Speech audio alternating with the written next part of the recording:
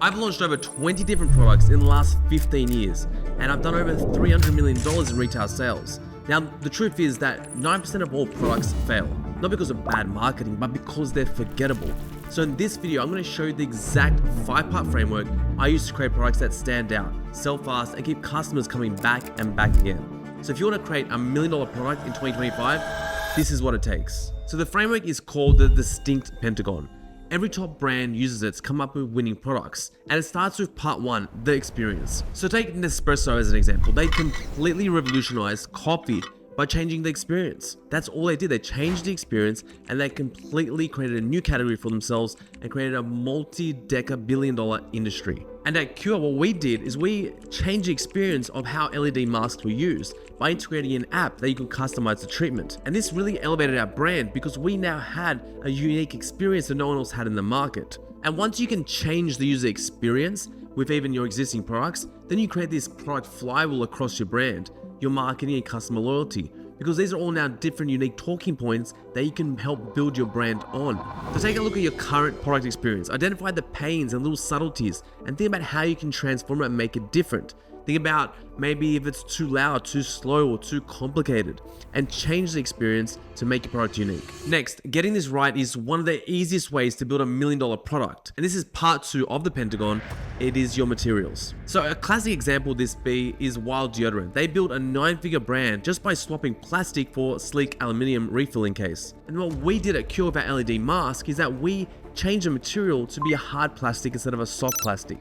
And now we gave it a more premium feel, and that's what also differentiated from the rest. Now, sure that it cost us more, was it hard to manufacture, but in doing that, we became one of the only hard mask LEDs on the market. And when you felt it in your hand, you felt premium quality, you felt a different experience. And once again, these changes aren't difficult. They are just subtle changes to really elevate your brand. And then you can even go a step further with material choices. You can communicate sustainability, whether it's premium quality like we did, or innovation, without changing much at all. So go back, look at your product and think about what different materials can I use to make my product distinct. Now moving on to part 3. Most people overlook this, but your product's visual style can actually make it or break it. So there's a lot of brands on the market, 9-figure brands, that have been built on just being able to change their appearance and change their style. For example, look at Ridge Wallet, a 9-figure brand. They changed the format of what a wallet looks like. They changed the whole style, the whole mechanism, and they created a 9-figure brand from it.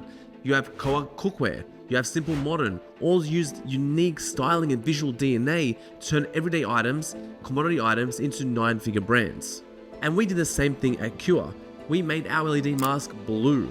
No one else had a blue mask in the market. So now when we're creating content, we're on social media, influencers speaking about us, that blue is really standing out. It's signifying our brand. It's elevating our brand. Just, again, because it is different. And sometimes these visual designs are enough to convince the influencers to come on board. Maybe it's enough for a retailer to come on board because it creates memorable moments for your brand.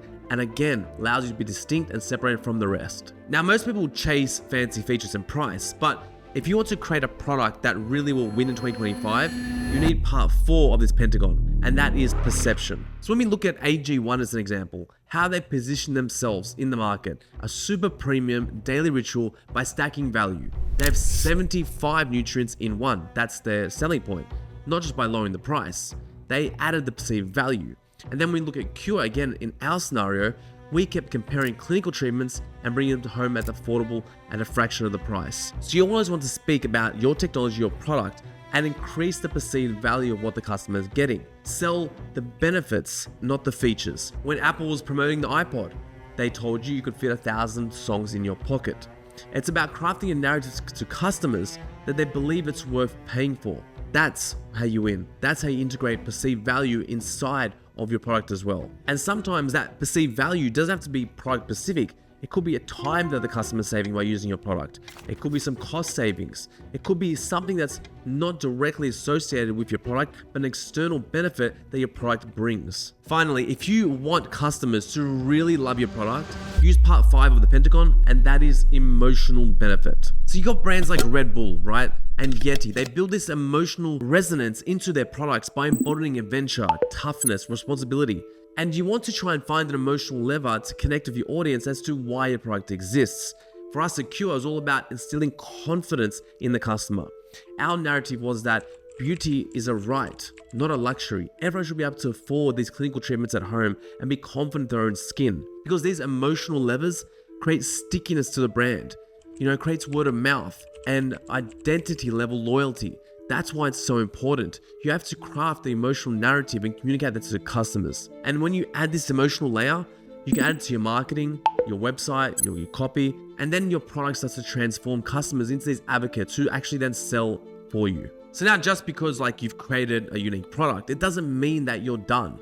Because even if you have now applied all these 5 parts of the distinct Pentagon, you still need to audit your product's category. So a lot of founders can actually unlock product opportunities by mapping out what the competitors overlook across these 5 different distinct levers. And actually auditing your product category that you're in help you avoid what's outdated and not working. Because most markets are just full of these dead zones that only become visible through strategic audits. So your next step is to go through your product category and use the framework I've given you and audit what's already out there. Spot the gaps, that's what entrepreneurs do, and then turn them into runaway winners. Double down on what other people aren't doing. Which of those the 5 distinct pillars are people ignoring that you can go deep in and really make yourself different? And now once you've audited your category, you need to test your idea before you fall in love with it. So what you want to do is launch lean. And because even if you have money, it's going to save you time. Create a product page, create a sample, do some ads, and then sell the first 100 products and then refund the customers. No production yet. Because, even if you have the money today, as I mentioned, or even if you have the time, it's still going to save you one or the other.